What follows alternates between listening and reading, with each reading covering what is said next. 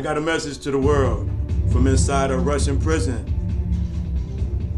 Soon, it'll be a year since the start of the war that the Kremlin unleashed against Ukraine. It has taken thousands of human lives, destroyed entire cities, and turned millions of families into refugees. Vladimir Putin, as the one responsible for this tragedy, has become the true symbol of evil, cursed around the world. But it also seems that more and more often, the Russian people are treated as enemies. The main claim against the Russians: you did not resist the aggressive policies of your government, and that makes you accomplices to the crimes of war. My name is Ilya Yashin, a Russian opposition politician whom the Kremlin has kept in prison since the middle of last summer. I've been sentenced to 8.5 years of incarceration because I publicly spoke out against the war in Ukraine. But today I want to say a few words in defense of my nation. First, we did resist. Since the start of the war and throughout 2022, the police in Russia arrested almost 20,000 opponents of the war. According to human rights groups, protests have taken place almost every day in different cities since February 24th, 2022.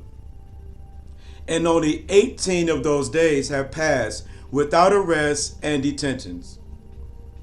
Against this background, we have seen astonishing examples of civil courage.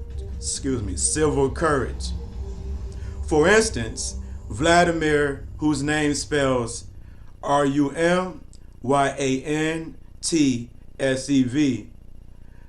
a provincial fireman, got 3 years in prison for building a ham radio to broadcast reports against the war.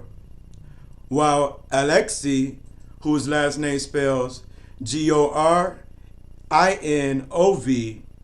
a member of Moscow's city council, got 7 years after he called for a minute of silence during a meeting of that chamber to honor the Ukrainian children who had been killed.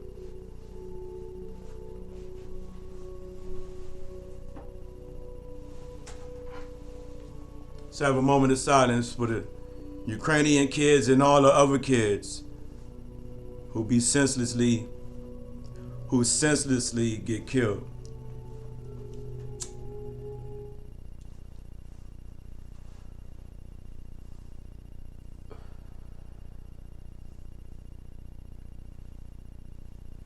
Second, people are fleeing from Putin. In the past year, around 700,000 citizens have left Russia. The majority of them have immigrated, not wanting to be involved in military aggression. I want to draw attention to the fact that this is twice as many people that have left the country than were drafted into the army. Sure, you could probably blame those who chose to escape instead of choosing the path of resistance, prison, and torture.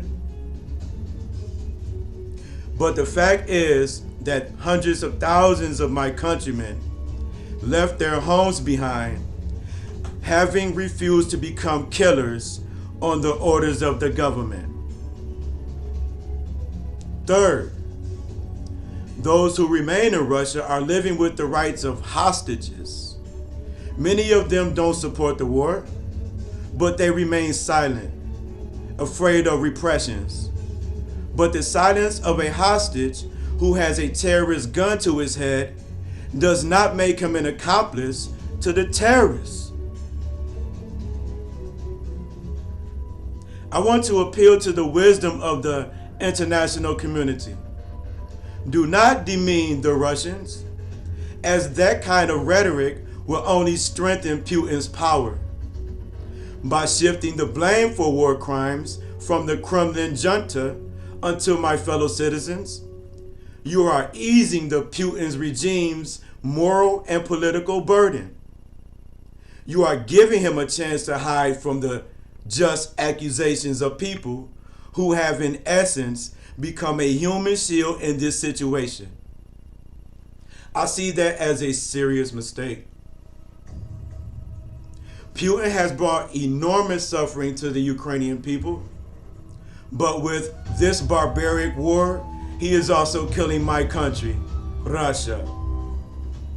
I believe that Russians can become allies of the free world in resisting this tyrant.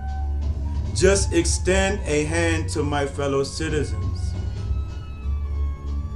Ilya Yashin, Detention Center number 1, Udmurtia, Russia.